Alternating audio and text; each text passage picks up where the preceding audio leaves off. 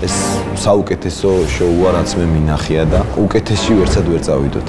ყველაზე ამბიციურ ადამიანებს ველოდები ჩემთან, გავგიზდებოდი აქ რომ ყოფილიყავი. მოლოდინი ძალიან დიდია მაყურებლის. მე მიმაჩნია რომ მუსიკოსი ვარ და პრინციპში კრეატიულად აქ ვიხარჯები. ყველა მწვრთნელი ჩემი კონკურენტია, ჩვენ ერთმანეთის კონკურენტები ვართ. აქ ჩვენ ერთმანეთს არ ვინდობთ. მწვრთნელებიც, შენი კოლეგებიც თვითონ გეხმარებიან, მაგრამ სინამდვილეში მათ ხო თავისი ინტერესებია. ეს ჩემი გამოცდაც არის, რა თქმა უნდა, არა მარტო კონკურსანტების.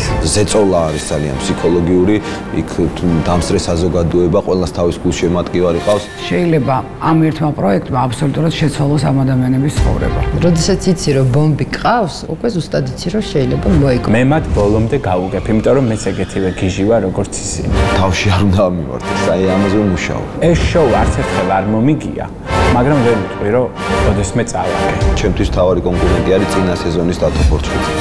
ფიქრობ, რომ ძალიან საინტერესო იქნება ეს ბრძოლა.